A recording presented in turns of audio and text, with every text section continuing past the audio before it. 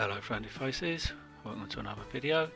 So this week I thought we could look at the traditions of the Yule Log, mistletoe and Christmas candles. The origins of the custom of burning a Yule Log are not known, but it's thought it may have started with ancient Norse or Germanic paganism, and it could be that it was brought to Britain by the Anglo-Saxons. Originally an entire tree was chosen, and then it was dragged to the chieftain's hall, where it would be decorated with holly and ivy, sprinkled with wine, and then placed in a fire and burnt for 12 days and 12 nights of celebrations.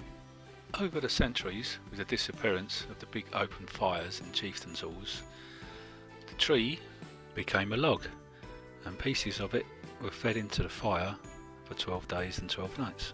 There were many customs surrounding the Yule log, some of which were it had to be lit on the first attempt, otherwise it brought bad luck to the house.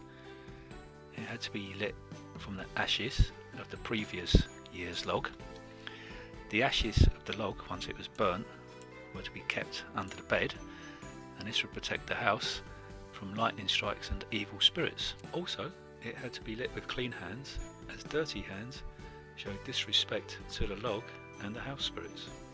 In different parts of the country, it has different names.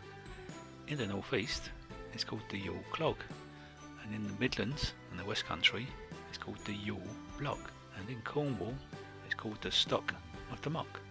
In France, they used to burn a Yule log, but now it's been reduced to the custom of eating the Yule log cake, called the Bûche de Noël. The custom of kissing under the mistletoe is another tradition whose origins are not exactly known. It is thought to be connected in some way to the ancient Greeks, Romans, Norse and Druids.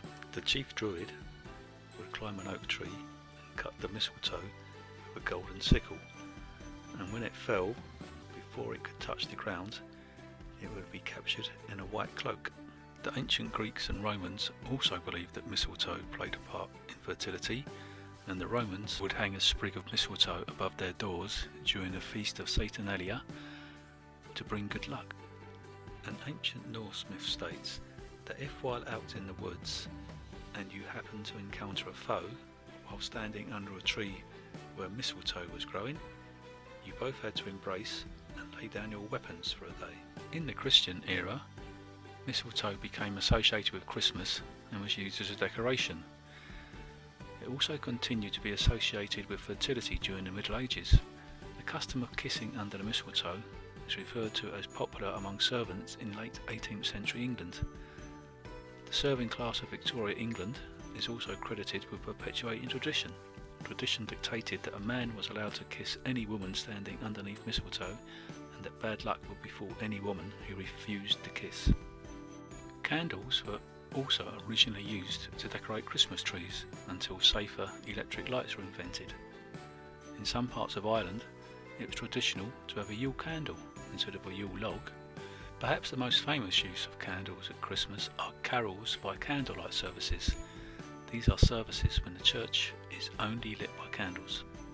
Thanks for watching. I hope you found some of that interesting. See you again next week. Bye.